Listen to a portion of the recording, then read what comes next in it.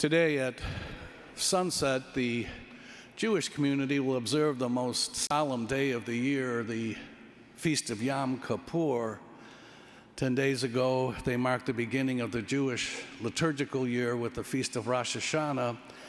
And these 10 days have been a period for Jewish people of purification, of reconciliation, of spiritual renewal, a time of fasting, a time of purging all that keeps us from knowing the God of life with a clearer heart, a time of intense reflection, a time of making commitments to become a better person, to change some of the directions of one's life.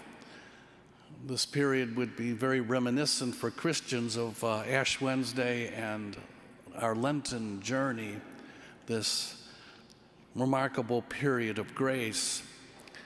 It's kind of a blessed coincidence in many ways, because the Feast of Yom Kippur is what's known as a movable feast. It's based on calculations of the ancient Jewish calendar that the Feast of Yom Kippur has celebrated on this feast of St. Therese of the infant Jesus. You know, Therese was this remarkable, extraordinary young woman who was living in a Carmelite monastery in the village of Lisieux, one could say quite hidden from public life.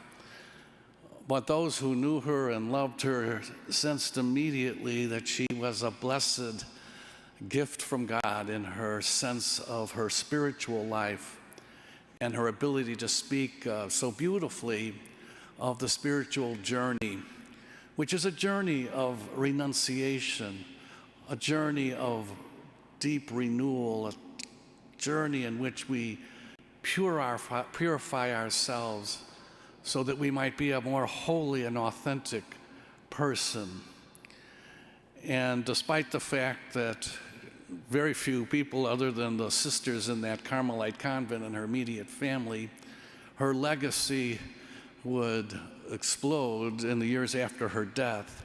She wrote a spiritual biography called Story of a Soul, which is a compulsory book for anyone studying spiritual theology. It's amazing that this woman who just lived to the age of 24 contributed this monumental reflection on the spiritual journey, a textbook that has influenced any students of theology or the spiritual life ever since.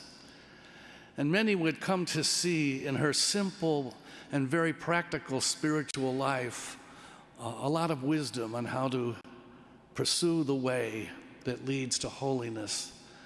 You know, she wasn't a great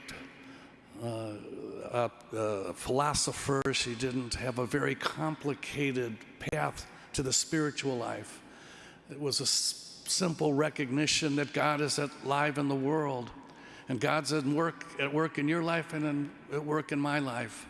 And there's a power when we come together and speak to our spiritual journeys that accompanies one another, assures one another that God is calling us to a deeper appreciation of the blessed gift that life itself is. And today, as we remember St. Therese, we pray that we might continue our own spiritual path. Every person in this church is on a spiritual journey. There isn't anyone that isn't. And sometimes that path is very clear and obvious, and other times it's very difficult to figure out. Therese herself went through a period where she felt consumed with where is God in life. She had her own struggles with her faith. But through it all, she stayed the course. Through it all, she became more and more assured that God was alive in the world and alive in her life. And he certainly has used her ever since as a great vessel of his presence in the world, as countless people have felt spiritually renewed by the writings of St. Therese and the reflection upon her life. So profoundly grateful has the church been for her witness that she was declared a doctor of the church and sits with those most influential Christians in calling all of us to renewal of our spiritual life and our relationship with Jesus Christ. We pray today in gratitude for the witness of St. Therese and know confidently that her wisdom, her insights will continue to shape and influence the Christian of the future.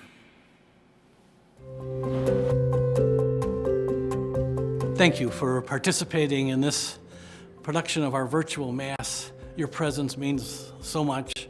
Every day, so many parishioners connect to OLPH through the digital ministry. The digital ministry is one of almost 80 ministries supported by the parish. That's why your support of the parish is crucial, so we can continue to have the resources to fund all of our ministries that touch the lives of many.